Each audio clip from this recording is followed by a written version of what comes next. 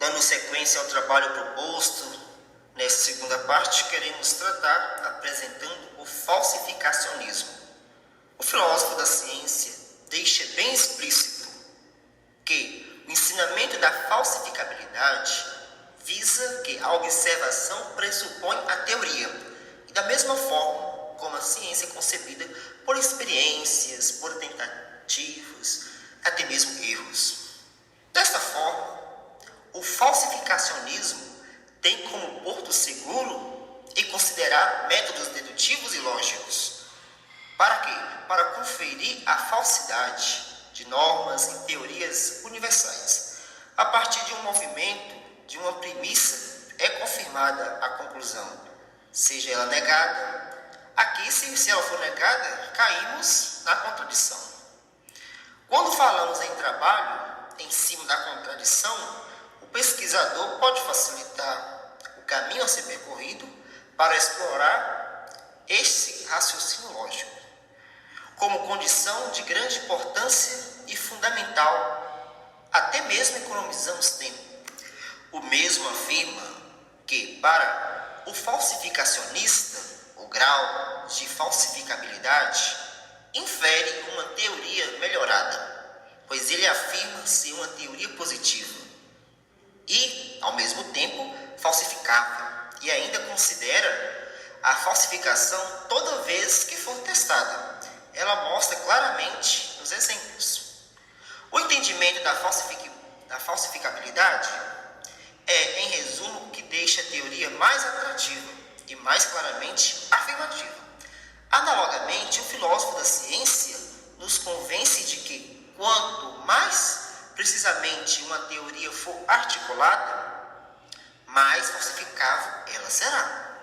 O que torna essa afirmação infalível são os exemplos citados em sua obra. E ainda menciona que as exigências intimamente associadas de precisão e clareza de expressão segue-se naturalmente da explicação falsificacionista da ciência. Agora, diante dessa breve explanação, vamos compreender melhor o que é e como o seu processo. Falsificacionismo sofisticado, novas prevenções e crescimento da ciência.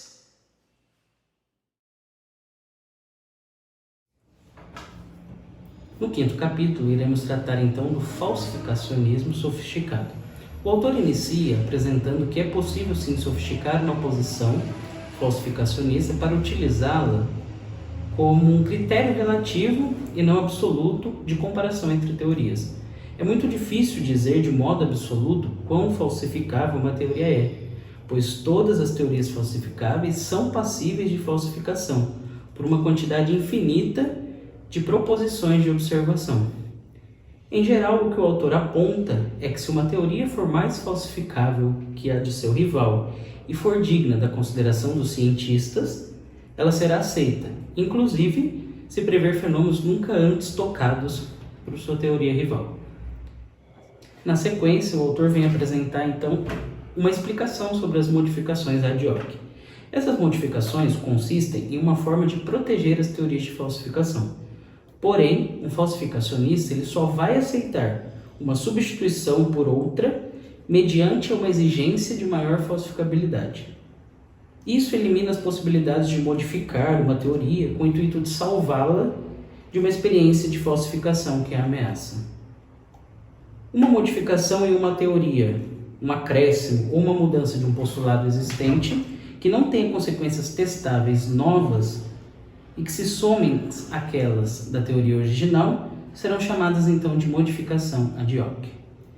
Devemos também levar em consideração, e muita importância que o autor apresenta, é atentar quanto à relatividade dos adjetivos audacioso e novo.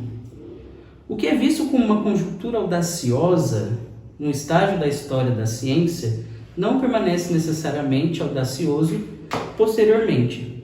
Só podemos dizer que essa conjuntura será audaciosa se suas afirmações forem improváveis, enquanto previsões serão consideradas novas se envolverem algum fenômeno que não figura no conhecimento prévio, ambas à luz de sua época. O contexto histórico determina então a diferença. Essa uma das principais diferenças entre as explicações falsificacionistas e as indutivistas. A última confirma a teoria de acordo com o relacionamento lógico entre as proposições de observação confirmadas e as teorias que elas apoiam. E quanto maior o número de instâncias de confirmação, maior a probabilidade de veracidade. A primeira é histórica e por isso confere um alto grau de mérito e uma teoria resultante do teste de uma nova previsão de que está sendo substituída e, portanto, aperfeiçoada. Capítulo 6. As limitações do falsificacionismo.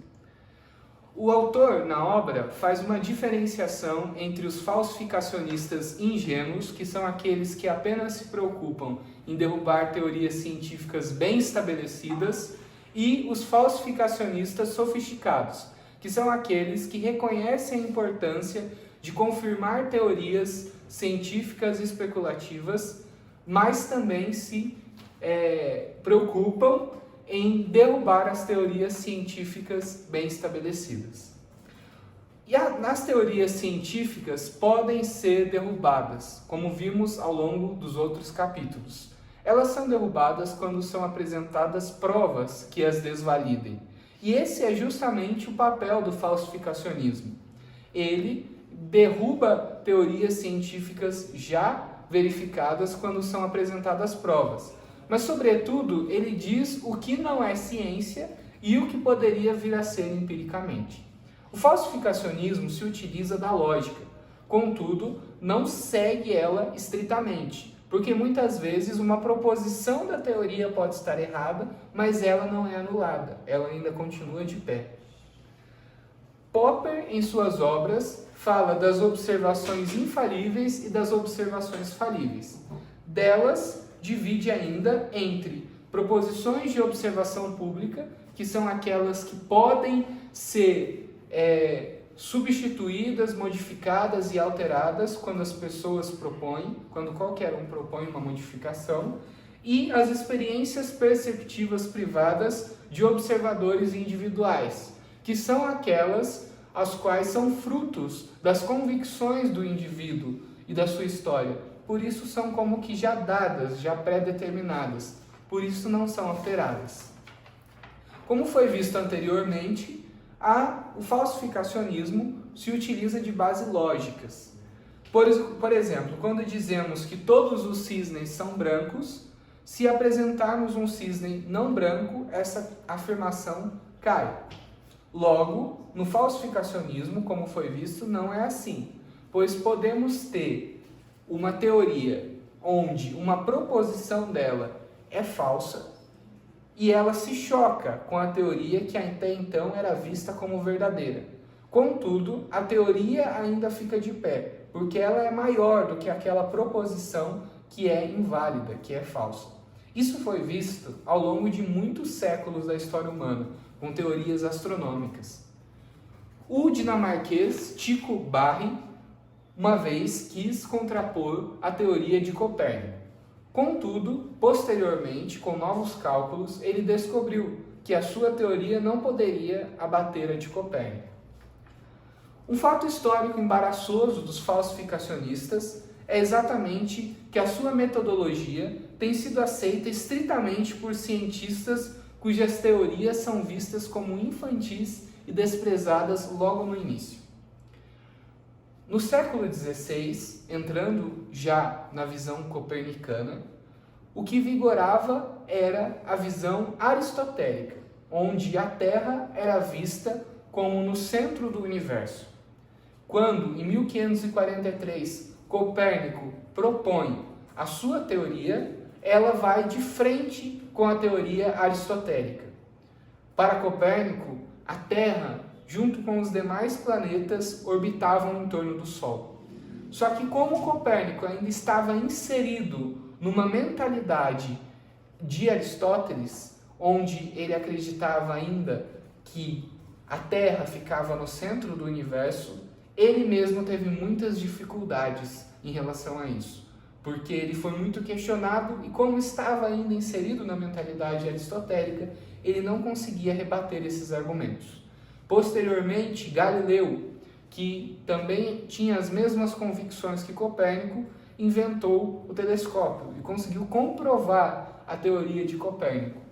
Ele ainda escreveu a obra Mecânica, na qual, com auxílio desta obra, consegue desvalidar muitas teorias e muitos conceitos aristotélicos em relação aos planetas e consegue comprovar a teoria de Copérnico.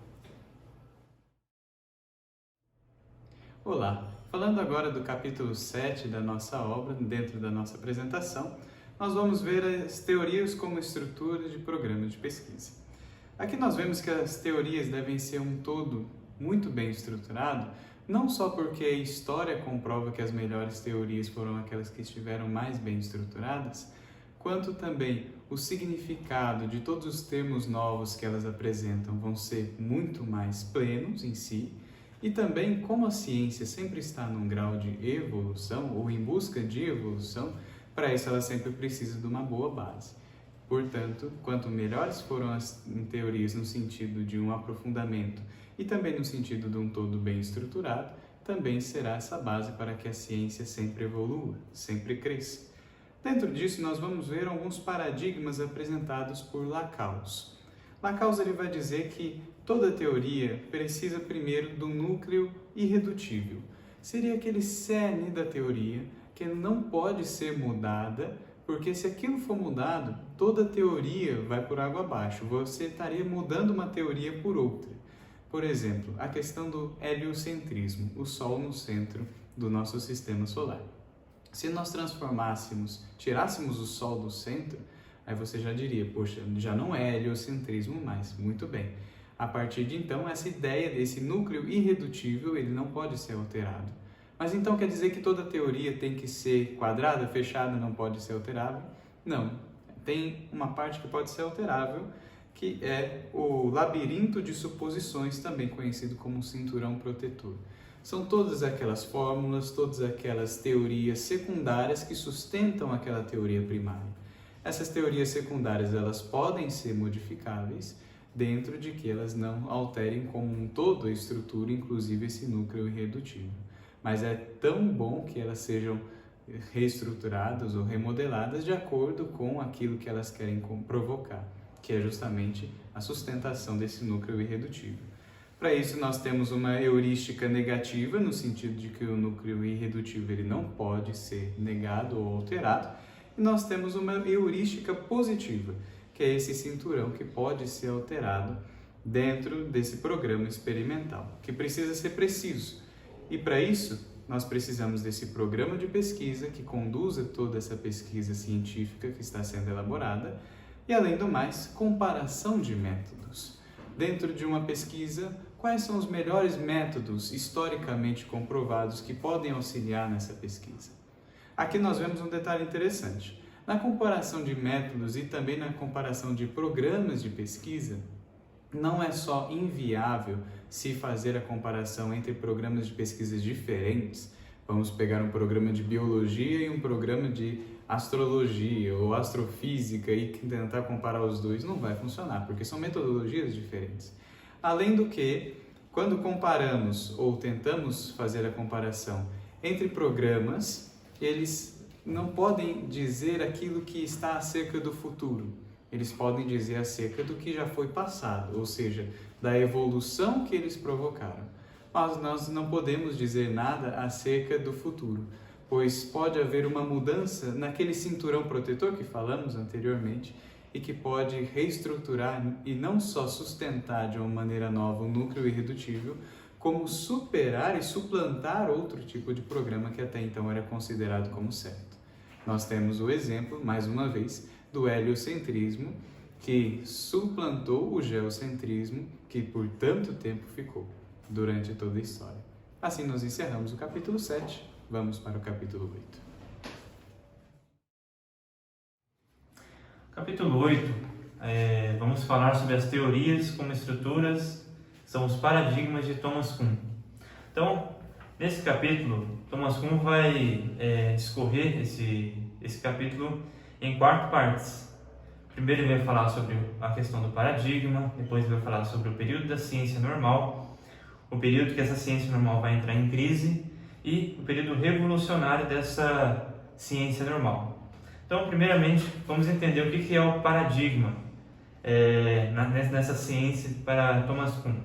Então, esse paradigma que o autor nos apresenta são unidades metodológicas que os cientistas usam para resolver os problemas do campo científico.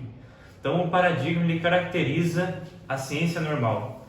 Esses paradigmas são delimitações de áreas, um campo de estudo dentro do trabalho científico. O paradigma, então, serve para delimitar e facilitar o trabalho científico. Então, quando entramos no período da ciência normal, então a gente entende que na ciência normal ela surge num contexto de estágio de pré-ciência.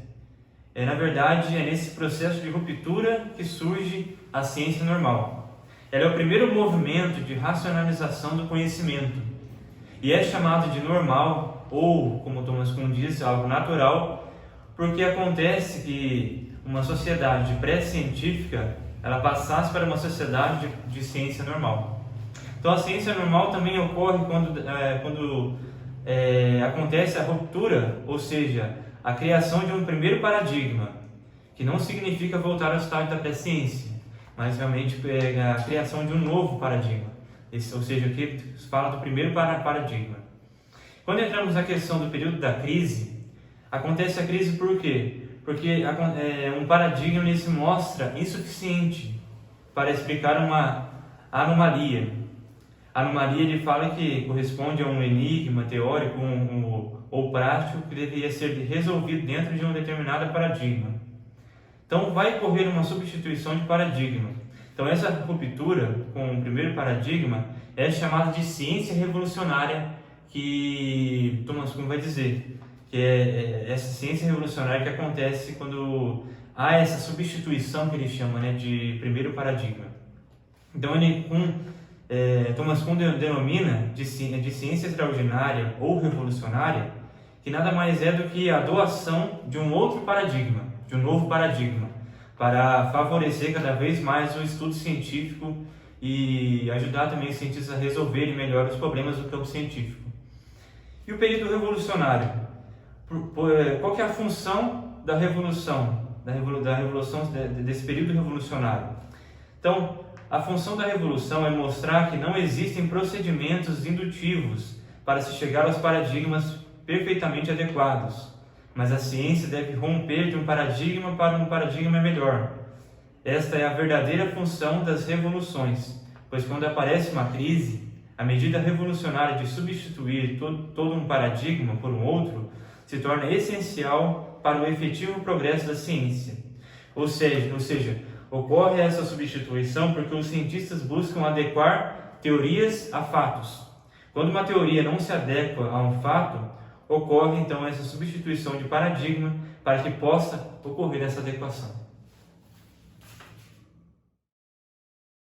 Muito bem, depois disso tudo que já foi apresentado, nós podemos nos perguntar que conclusão se tira de tudo isso.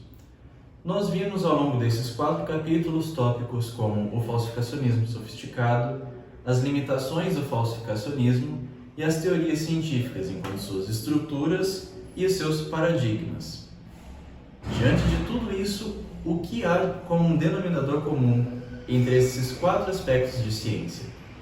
Nós podemos ver uma busca sobre como a ciência pode progredir. Já de início nós vimos que o indutivismo, enquanto uma soma de verdades, não tinha respaldo lógico nem histórico, por isso não servia e, para suplantá-lo, veio o falsificacionismo. O falsificacionismo, por sua vez, questiona as teorias, o que faz dele ter um respaldo histórico, que se baseia em algo que já existia. E ele usa hipóteses que são verificáveis, de forma que ele tem um respaldo lógico. Ele não se baseia apenas em assunções mentais dos pesquisadores. No entanto, como o falsificacionismo parte de teorias para questionar outras teorias, é lógico que, pelos próprios princípios, as teorias que questionam as anteriores também precisam ser falsificáveis. Assim, não existe um falsificacionismo absoluto, Não existe um falsificacionismo que dê uma resposta definitiva. O máximo que um falsificacionismo consegue fazer é limitar o que a ciência não conhece, mas não cria conhecimentos novos. Portanto, não pode ser suficiente.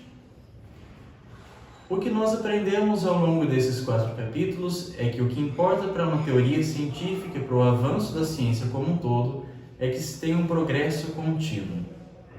Em primeiro lugar, vimos com Lakatos que, diferente do falsificacionismo, que não tem a mesma estrutura de complexidade da realidade, uma teoria científica se esforça por ter uma estrutura muito semelhante com a que encontramos no mundo real, ignorando o mínimo possível de variáveis, para que assim, inspirado nessa estrutura do complexo que é o universo, se possa ter uma teoria bem estabelecida e bem protegida pelos seus próprios métodos.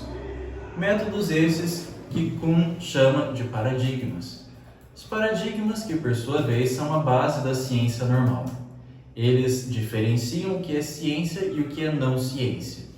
Mas a verdadeira ciência para Kuhn é revolucionária, no sentido de que cada paradigma serve enquanto ele tem as suas bases verificáveis, mas deve ser suplantado por outro posterior e superior.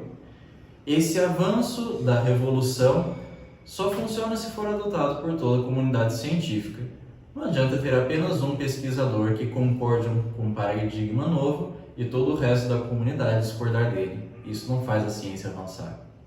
Então, diante de tudo isso que nós vimos nesses 4 tópicos, nós aprendemos a importância e a insuficiência do falsificacionismo, a necessidade do progresso das ciências, aprendendo sempre com o passado, seja naquilo que ele tenha acertado ou errado. Acertado pela confirmação, errado por meio da falsificação de teorias. Em tudo isso nós encontramos a busca do caminho seguro das ciências, tendo sempre consciência dos limites da cientificidade humana.